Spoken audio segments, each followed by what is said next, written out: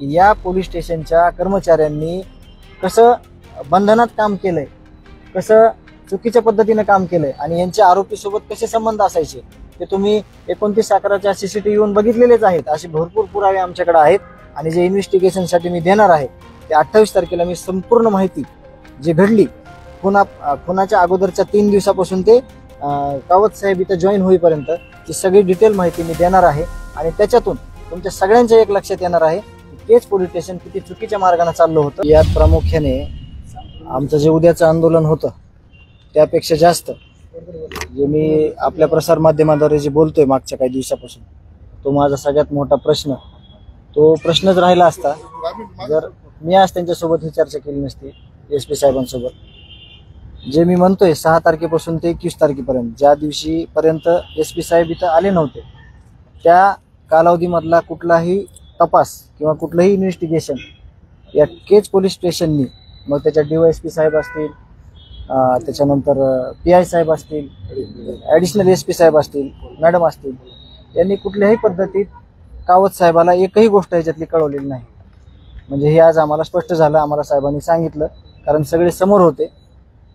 त्यामुळे आता जे मी म्हणायचो अगोदर की मी री-इन्व्हेस्टिगेशनसाठी अप्लाय करणार आहे किंवा मला री-इन्व्हेस्टिगेशन पाहिजे, तर मी 6 तारखेपासून ते 21 तारखेपर्यंत ज्या काही घटना घडल्या, जे काही पुरावे आम्ही दिले, जे काही केज पोलीसनं जे काही चुकीच्या गोष्टी केल्या, 8 तारखेला आरोपींसोबत चहा पाणी झाल्यानंतर पोलीस स्टेशनला अर्धा 1 तास गप्पा मारणे किंवा जे काही 29/11ला पोलीस स्टेशनचे अधिकारी हे कृष्ण आंधळे सोबत केलेलं चहा पाणी, त्या सगळ्या गोष्टींची जी माहिती आहे आणि जी चौकशी आहे त्यासाठी आम्ही डिटेल 28 तारखेला सगळं लेखी स्वरूपात साहेबांना देणार आहोत।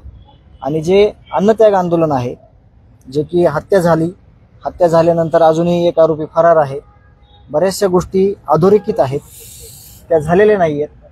त्याच्यामुळं आता या आंदोलनासंदर्भात जे काय आम्हाला माहिती समजून सांगितली, कायदा व सुव्यवस्था त्याचे प्रश्न आम्हाला सांगितले, काय काय येऊ शकतात उद्या आम्ही आंदोलन केल्यावर, तर मी स्वतः हा निर्णय घेण्यापेक्षा जे आलेले गावातल्या महिला शिष्टमंडळ गावकरी जे आहेत ते संध्याकाळी एका जागेवर जमा होऊन जी दिशा आहे उद्या आंदोलन किती वाजता करायचं तर किती दिवसासाठी करायचं, किंवा जे ह्यांनी आम्हाला आता रिक्वेस्ट केली आहे पोलीस स्टेशननं की आम्हाला एवढ्या दिवसाचा कालावधी द्या, आमचं हे सगळं काम चालू आहे, त्यावर जे माझे गावकरी आहेत, जे शिष्टमंडळ आहे ते खऱ्या अर्थानं निर्णय घेतील आणि त्या निर्णयात मी पूर्णपणे सहमत असेल।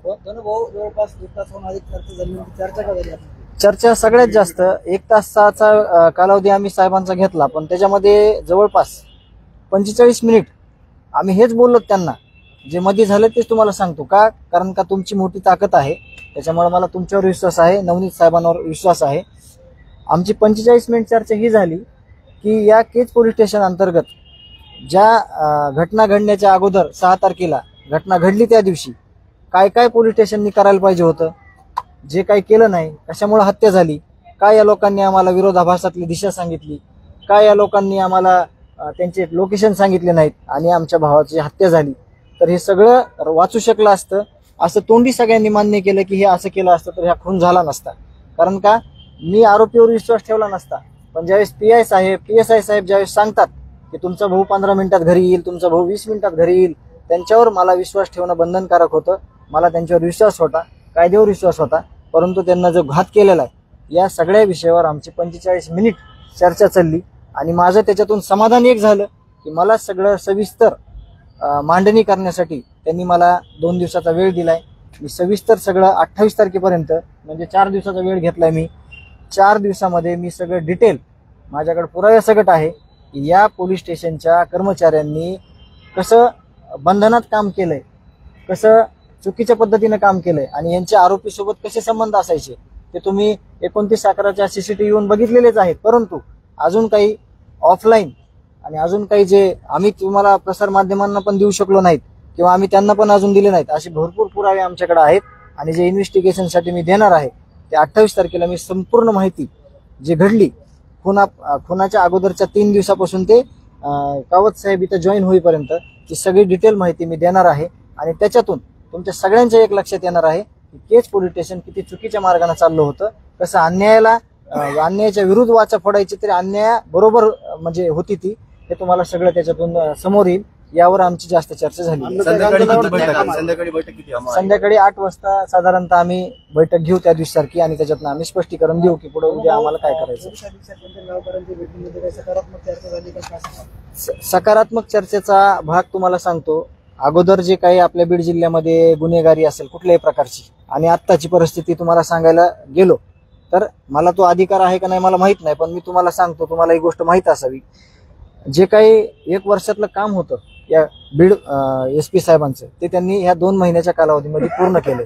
मग ते गुन्हेगारी असेल, म्हणजे काही अवैध धंदे असतील त्याच्यातलं, म्हणजे मला हा सांगायचा अधिकार आहे का नाही माहित नाही, पण आमची जी चर्चा झाली त्यांच्यासोबत लास्ट मोमेंट पर्यंत, त्यावर मी तुम्हाला सांगतोय. आणि एकदम चांगल्या पद्धतीने साहेबांचं काम चालू आहे, आणि हीच चर्चा आमची झाली आमच्या प्रकरणावर. सगळं लेखी स्वरूपात 28 तारखेला आम्ही त्यांना देतोय, कारण का तोंडी अजून 2 तास बी चर्चा झाली, आणि जर काही ते पेपरवर नाही आलं तर ह्याच्यातनं आपलं काही साध्य होत नाही. त्याच्यामुळे आपण ऑफिशियली जे काही आपल्याला इन्व्हेस्टिगेशन द्यायच्यात, जे आपल्याला इन्व्हेस्टिगेशनसाठी जे माहिती द्यायची ते आपण देणार आहोत. तुम्ही आंदोलनावर आतापर्यंत ठाम आहे, पण मी गावकऱ्यांच्या पुढे जाणार नाही. जे गावकरी जे निर्णय घेतील, जे गावकऱ्यांना पण रिक्वेस्ट केलेली आहे पोलीस आपल्या SP साहेबांनी, तर त्या रिक्वेस्टनुसार गावकरी सगळा विचार करतील.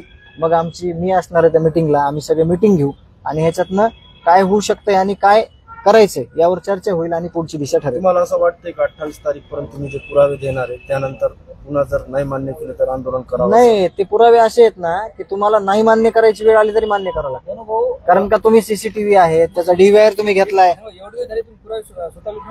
आम्ही पुरावे आमच्याकडे ठेवत नाही, मी माझ्याकडे पुरावे ठेवत नव्हतो. हे काम होतं स्थानिक गुन्हे शाखेचं DYSP साहेबाचं, ऍडिशनल DYSP मॅडमचं, पण ह्यांनी कुठलीही माहिती न दिल्यामुळं हे मला द्यायची, आणि मी भांडलोच नसतो ना, मी माझी एनर्जी कशासाठी वेस्ट करू.